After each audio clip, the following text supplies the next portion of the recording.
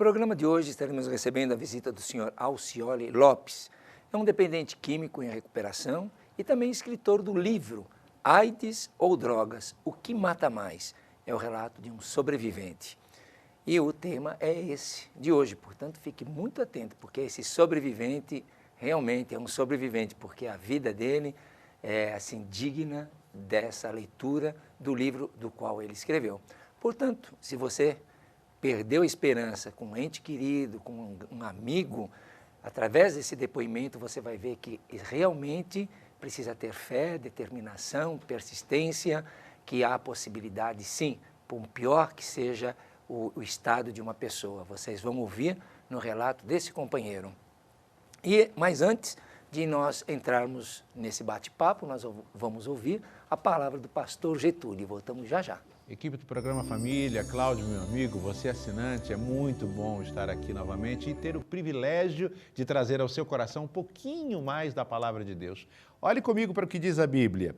Salmo de número 118, primeira parte apenas do verso de número 28. Tu és o meu Deus, graças te darei. Nós vivemos um tempo, queridos, em que Deus tem se tornado subjetivo. Deus tem se tornado complemento, Deus tem se tornado opcional. Mas a Bíblia diz que isso não é verdade.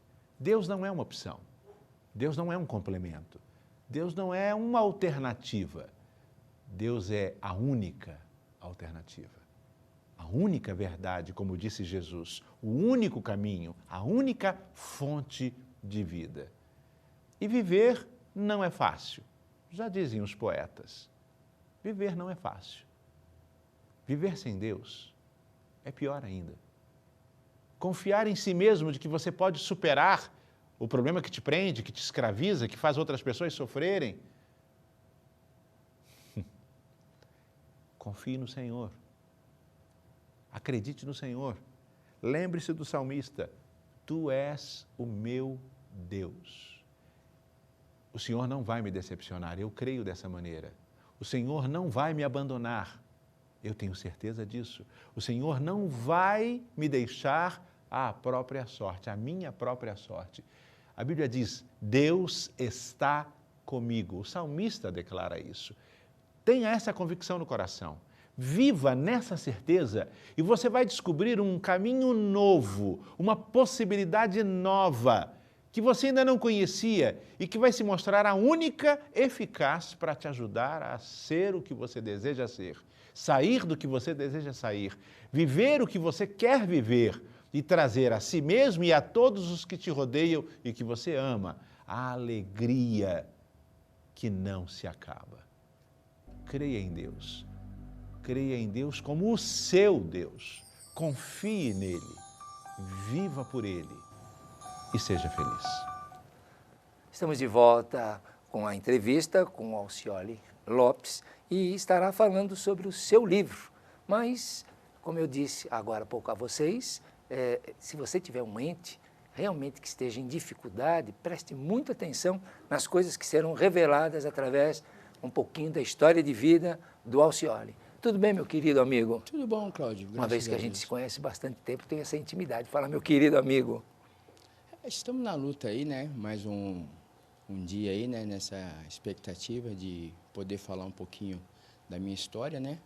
Que para mim é muito importante poder falar para as pessoas que dá para viver, né? Muito bem quando você tem uma vida, uma dicção muito forte e você consegue sair, né? Desse labirinto e dar uma volta por cima, né? Com medo, com muita dificuldade, mas você consegue dar a volta por cima, né? Sem dúvida, você ouviu que eu chamei a atenção do nosso telespectador para ficarem muito atentos ao seu depoimento, uma vez que eu já conheço, gostei muito, eu li quase todo o livro, que ele é uma leitura fácil, é uma leitura que você começa e você quer saber mais e mais. Então, antes de nós explorarmos um pouquinho da sua bibliografia, conte um pouco, não é? Quem é o Alcioli? Como essa estrutura da família do Alcioli? Como as coisas começaram na sua vida, na sua dependência química? eu comecei a minha adicção muito cedo. Eu usei droga acho que uns 25 anos, né? Mas só que na minha época não tinha tanto recurso, né? E na minha época, como era droga injetável, a maioria das pessoas que estavam usando, eles iam se contaminando com o vírus da AIDS na época. E aquela roda de amigos, né? Que naquele tempo era LSD, Desbutal, Peludim, Catovite, aquelas coisas, né? Que tinha, né? Que era a droga do momento. E aí chegou, né? Nos anos 80, né? A AIDS, né? E foi exterminando aquelas pessoas. E aí eu ficava preocupado, porque eu falava assim, se essas pessoas estão pegando e estão doentes e estão morrendo, provavelmente eu também vou, né? Só que eu achava que, né, pelo fato das pessoas estarem indo primeiro, eu achava que eu tinha passado batido. Só que eu já estava contaminado e não sabia. E antes disso tudo começar, mais garoto, eu comecei, né, no esporte muito cedo, né, na escola de futebol da Aclimação, né, nas categorias de sub-15, sub-17, né? Aí comecei através do Edmundo Lima Filho, aí ele me encaminhou para alguns times, né, para fora, tudo, né, que ele sempre me ajudou. E sempre o álcool, a droga me acompanhou, né? Depois de um tempo que eu fui saber que é uma doença, né, da família, que meu pai era portador do alcoolismo, que eu não entendia por que eu bebia e não conseguia parar. Aí, quando eu entrei na droga, eu usava e também não conseguia parar. Aí eu falava, mas por que será? Né? E aí, com essa atribulação toda, os anos foram passando e eu fui ficando para trás. Aí eu não estudei, não adquiri uma profissão, minha mãe faleceu. Para você ter uma ideia, meu pai e minha mãe não viu eu um dia sequer sóbrio. Elas rezaram, lutaram, fizeram de tudo, mas nunca viram eu um dia sóbrio. Então, assim, a única maneira de eu poder fazer uma reparação, alguma coisa para eles, foi ficando num programa de autoajuda e de recuperação. Porque, assim, eu não tinha mais porquê, ou para quê, né, ficar lutando pela vida. Porque eu vou tomar remédio, eu vou me alimentar e vou morrer. Para você ter uma ideia, eu passei em umas 10 casas de apoio em São Paulo e não me identifiquei com nenhuma, porque não tinha um tratamento específico para álcool ou para droga. Só que, na minha cabeça, não tinha mais sentido. Você vê, eu conversava com as pessoas hoje, amanhã as pessoas iam para o hospital e de lá não saía mais, morria. Para você ter uma ideia, teve uma casa de apoio que eu fui, o Projeto Esperança, ali no Bonfioli, da Dona Maria, só saiu a vaga para mim porque o rapaz foi para o hospital. E esse rapaz morreu. E aí surgiu a vaga para mim, que só era 10 leitos na casa. E dali que eu fiquei um período, que aí eu consegui depois chegar numa clínica de tratamento específico para dependente químico soro positivo. E você vê, eu já estou com quase 50 anos, demorou todos esses anos, porque assim, na minha época, quando eu estava jogando, se alguém falasse de tratamento, de alcoolismo, dependência química, oferecesse um tratamento, pelo menos de 3 meses, o tempo que fosse, mas me explicasse o porquê que eu não conseguia parar, que talvez eu ia para um tratamento. Só que ninguém falava, né? Achava bonito. Né? O neguinho joga bem, o neguinho tem um futuro, o neguinho não sei o quê. E eu ia nessa onda, quando eu vi todo mundo foi embora, eu fiquei para trás, e aí eu falei, e agora? O que eu vou fazer? E aí eu comecei a jogar para outros estados, Mato Grosso, Rondônia, você vê, no Mato Grosso do Sul, tive em Viema, né, mandar até um abraço para o pessoal de lá. Aí depois eu fui para Mato Grosso do Norte, né, em Nortelândia, no União Garimpeiro, onde eu fui muito feliz, né? E depois eu fui para Rondônia, né, para Pimenta Bueno. Né? Então eu rodei todos esses lugares e nunca ninguém me falou a respeito do meu problema. E aí, depois que eu já tinha perdido tudo, que vieram falar para mim, que eu tomei um susto. Eu falei, meu Deus, por que não me falaram isso antes? né? E então, para você ver, precisei perder minha mãe, precisei perder meu pai, perder a minha casa, precisei pegar uma doença dessa, precisei ver o Cazuza morrer e não deixar esperança nenhuma, precisei ver o Renato Russo morrer e não deixar esperança nenhuma. Quer dizer que se você é portador hoje, então você está sentenciado à morte. E cadê as pessoas que estão se tratando? O que ficou para as pessoas que vieram se contaminando? Qual é a esperança? Então, foi isso que eu fiquei assim, chocado. Eu falei, meu Deus, e agora? E aí, depois que eu entrei no programa de recuperação, a minha luta era de dar uma tranquilidade para as pessoas que também estavam se contaminando. Que, se quisesse, né, uma oportunidade como eu tive, poderia viver um pouco mais com qualidade. Quando eu falo assim de hora extra de luxo, é o que eu estou vivendo. Porque eu não esperava viver todos esses anos. Porque, para mim, hoje, é como se fosse o primeiro dia. Porque eu lembro de tudo que eu tive que passar. Morar na rua, ser espancado, preso, autoestima não tinha nenhuma. Já não tinha mais nada. Você vê, eu morei 4 anos na rua. Um tempo desses, assim, eu estava jogado na praça, num parque, na rua. Se não fosse esses trabalhos das igrejas, que ajudam as pessoas a ir pela rua, eu já teria ido há muito tempo. Você conheceu alguma igreja que te deu amparo nesse momento? Olha, o amparo que eles me deram, ou eles davam para as pessoas de situação de rua, era um cobertor, uma sopa, né, uma palavra amiga que você ouvia eles falando, mas não entrava nada.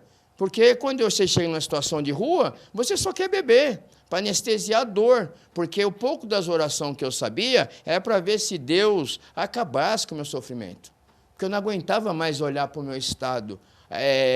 Eu ficava indignado de ver. Você vê, eu peguei uma tuberculose na rua, pneumonia na rua. Eu fiz um tratamento de tuberculose com pinga. Eu tomava isoniazida, rifamicina, que são alguns medicamentos para tuberculose, que eu tomava com pinga. E aí, como é que acho que essa pinga matou um pouco dos vírus, porque não é possível, né? Acho que nem ele aguentou e falou, meu, não tem jeito, né? Então, não tinha noção nenhuma. E aí, o que eu queria mesmo era ver se acabava o meu sofrimento. E aí eu não entendia por que morria da frente, morria de trás, morria do lado, e eu não morria. Teus amigos, teu primo... Tudo, nossa, foi uma morte em série. Foi um pânico na aclimação. Né? Inclusive, eu fui fundador de uma escola de samba lá, primeiro da aclimação, eu sou cria do Império do Cambuci, já desfilei no Vai-Vai, no Barroca. Então, assim, eu sou uma cria que veio do samba, veio do esporte, e eu olhei meus ídolos, todos eles morrendo, porque teve grandes jogadores na aclimação que também não conseguiram dar continuação na sua carreira por causa do alcoolismo e alguns pela adicção. Né? Mas só que ninguém entendia nada. Porque falava, pô, ele é bom, joga muito, teve no Palmeiras, teve não sei aonde, mas só que ele bebia demais e aí caiu na rua e ficou. E aí surgia outro craque, daqui a pouco ele também não tinha como continuar na sua carreira, porque ele bebia demais ou usava droga demais, e aí caía na rua. Aí a mulher abandonava, levava os filhos, e aí ficava só as histórias. E as histórias é a mesma, né? Que tinha tudo para ter uma carreira, para ter uma estabilidade, mas pelo alcoolismo ou pelos usos de droga, não conseguia manter. E aí acabava sempre no mesmo lugar, sozinho, na Rua da Amargura e sem saber o que fazer. Você comentou assim que, em termos, você não foi quase chamando atenção, as pessoas que estavam ao seu redor não te cobravam, mas no seu livro você conta que o álcool prevalece até uma idade na qual você ganha um pouco mais de status social e essas novas pessoas vão usar cocaína e vão te trazer. E você diz também que você manipula todo mundo, você mente, vive de mentira. E nós sabemos que esse é o perfil do adicto. Então, como alguém poderia te cobrar se você manipulava todo mundo? Sim, mas a questão é que chegou uma hora que eu já estava mentindo para mim mesmo. Sim. Porque, assim, não tinha mais para quem mentir. Então, eu contava uma história, mesmo uma história que não condiz, mas só que eu acreditava. Então, eu vivi um sonho, uma mentira. Porque, assim, a realidade, para mim, era muito dura, porque assim eu não tinha discernimento. Então, assim, eu achava que, para você ter uma ideia, uma vez eu estava jogando num time, aí o negócio ficou meio ruim, aí eu contei uma história que a minha mãe tinha morrido.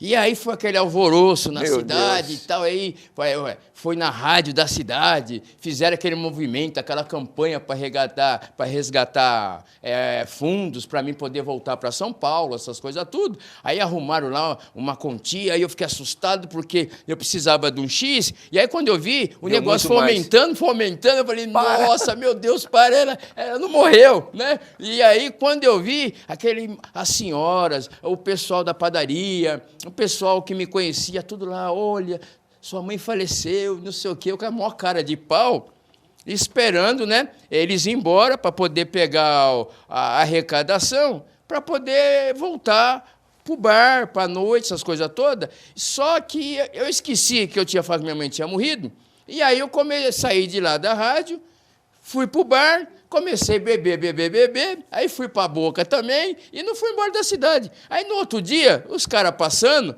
falavam, mas olha lá o Alcioli, será que a mãe dele morreu? Acho que é mentira. Mas será? E aí o clima ficou tão insustentável que eu tive que sair fugido de lá, porque o pessoal ficou indignado. E, para mim, era uma situação, era só mais uma mentira. E eu não tinha noção. Porque o dia que minha mãe morreu de verdade, aí eu senti o que é ficar sem mãe. Porque a minha mãe, antes de morrer, ela falou assim, neném, você precisa tomar jeito. Porque o dia que eu morrer, você não vai ter mais ninguém por você. Parecia que ela estava adivinhando. E aí ela veio falecer, e aí eu tive que passar tudo aquilo que ela imaginava e um pouquinho mais. Sem dúvida, eu imagino, porque a vida do alcoólico é como você disse, é uma mentira, é um conto de fadas, não é? E aí caiu a ficha. Aí você teve que, assim, fazer alguma coisa por você. Sim. Porque, segundo você, ela foi a única pessoa que acreditava e te apoiou até o final. Apoiou, inclusive, que quando eles precisaram mudar para uma chácara, que eles já estavam meio doentes, meu pai e minha mãe, e por parte de pai, lá, os irmãos que eu tenho, eles não queriam que eu fosse. E aí ela falou assim, ó, eu só vou para lá se vocês levar o neném. E aí bateu daqui, bateu dali, e aí eu acabei indo. E aí os últimos dias deles foram lá, vendo eu acabar com tudo, e aí logo minha mãe faleceu. Pra você ter uma ideia, meu pai, só a ideia dele ficar comigo, passou um mês e ele morreu também. E aí entregaram a chácara lá, tudo, e aí eu fui correr o trecho. Você tinha que idade, mais ou menos? Acho que eu estava com uns 28. 26, 27, por aí. Porque eu lembro que eu era bem novo, mas só que eu fiquei rodando um tempão. Só que, não sei se é por causa que eu sempre tive no esporte, ainda tinha alguma condição física, alguma coisa, que eu fazia uma base na aclimação, eu voltava para a aclimação, aí o Edmundo me punha em forma de novo e me mandava para o Mato Grosso, para Rondônia, assim, para qualquer lugar, menos aqui. E então, porque ele gostava muito de mim, ele me viu criancinha, com 12, 11 anos de idade. Então, ele viu despontar ali, um grande talento. Mas só que, como os outros, também não soube aproveitar por causa, né, do alcoolismo, da dependência química. E aí, como ele via que eu não tinha estrutura familiar, eu não tinha ninguém que pudesse me orientar dentro do possível, principalmente no esporte, então ele me orientava. Como ele viu que não tinha muito o que fazer, então ele arrumava times para mim jogar fora, para mim sair do bairro. Porque se eu ficasse no bairro, eu já teria morrido há muito tempo. porque é nascido e criado ali. Então, você já sabia aonde tinha, quem tinha, quando chegava, quando acabava. Então, você sabia de tudo, né? Então, você estava até o pescoço, né? Então, e o consumo meu sempre aumentava quando eu voltava para São Paulo. Só que eu não sabia que aonde é que eu tivesse ia ser a mesma coisa, porque eu não sabia que eu era portador dessa doença. E eu perdi grandes chances na minha vida por causa por não saber que eu era portador dessa doença. Você diz também no seu livro, eu já ouvi você falar em depoimento, mas fica registrado que você teve um despertar, não é? E é muito interessante, porque realmente eu percebo que muitos dos depoimentos de pessoas que dizem ter esse despertar, e você fala algo muito parecido a todos que eu já ouvi. Quando eu penso, né, imagino, fim de carreira, vou morrer. E você, quando você foi, que você sai do Brás, foi para Osasco? Não, eu que saí você foi de Brás, que você foi, que você encontra aquele maluco vindo num carro que nem um louco, o Nivaldo. O Nivaldo. Né? E você diz assim, e ele fala, mas eu não tenho vaga. E aí você pensa, morri, estou morto, porque eu estou na rua. Agora esse sujeito está me dizendo que não vai me pegar. E ele vê assim um ar de decepção. E ele pensa bem, bom, então vamos arrumar um lugar para você. Mas não vai voltar para pegar coisa alguma, que é o que eu falo para muitos meninos. É engraçado que você fala, vai voltar para pegar o quê? Já viu algum adicto ter alguma coisa? O que eu tinha estava amarrado nas pernas, nos braços. Morador de rua não tem nada, o que tem anda amarrado. E aí você continua mais para frente. Foram meses, no local em que você dormiu. Se era frio, era muito frio. Se era calor, era muito calor. Mas passou 2, no 3º mês você disse, eu não vou mais beber, eu não vou mais usar, eu já sei o que eu quero para a minha vida. Aí você disse que você teve um despertar. O que realmente você sentiu nesse despertar? Olha, Cláudio, primeiro, eu fui para lá porque eu já não tinha mais para onde ir. Eu já tinha passado por todas as casas de apoio, já tinha ido para as casas de apoio do interior, e quando ouviam falar, tem um paciente aí chamado Alcioli, o pessoal falava, esse aqui não. Então já estava queimado tudo, Lar Betânia, Brenali, todos os lugares que ajudavam portadores, que não tivesse família em situação de rua, né? Então todos os lugares já não tinha mais para onde ir. E aí tinha o assistente social José Roberto, lá do Brás, do Arsenal da Esperança, aí ele falou, olha, como eu sei da sua história, tudo, e não tem mais o que fazer, que até aqui eu sou obrigado a te desligar, porque eu não aguento mais reclamação, e você já chegou bêbado ontem, caiu aí na porta, não conseguiu entrar, e chegou até mim, então eu vou ter que desligar você. Mas eu tenho um conhecimento de uma clínica para dependente químico soropositivo lá em Osasco. Inclusive, eu já mandei alguns para lá. Olha, está aqui o telefone, o endereço. Se você quiser, você vai para lá. Aqui eu vou fechar o seu arquivo e fica a critério se você quiser ir ou não, como eu sei que você não vai, mas para mim poder ficar mais tranquilo, então tá aí, boa sorte, né? Seja feliz, né? E lavou as mãos. Só que ele deu azar, que no outro dia eu baixei lá, peguei o trem, um ônibus e cheguei. Quando eu cheguei, eu assustei. Lá no Jardim América, tal, desci e tal, um portãozão, aí toquei a campainha, já saiu um maluco lá, daquele jeito, cigarro na orelha, todo tatuado e tal. Quando me viu, falou, Alcioli! Eu falei, nossa, estou em casa. Eu falei, boa, estou em casa. Aí tal, aí abriram o portão, entrei, aí tinha mais umas pessoas que moraram comigo na rua, aí ficaram felizes, né? E eles falaram que estava limpo, estava limpo. Falei, deve ter tomado banho, alguma coisa, né? Mas né? E aí eu falei, tal, aí tudo bem, né? Aí, aquela reunião deles lá, para ver se eu ficava ou não, não tinha vaga, né? Chegou o Nivaldo, né? Aquele homem que acreditava nos anos 90, final dos anos 80, que era possível um dependente químico soropositivo em situação de rua, no abandono total, ele se recuperar e ser devolvido para a sociedade. Imagina um projeto desse há 20 anos atrás, que é onde o preconceito estava pegando para todo lado. Ainda, né? E aí ele olhou para mim e falou assim, olha, não tem vaga, mas como você veio a pé ou chegou até aqui, não sei como você chegou, geralmente eu não dou vaga, mas... Mas você vai falar daqui um minutinho. A gente volta, só um minuto para o intervalo.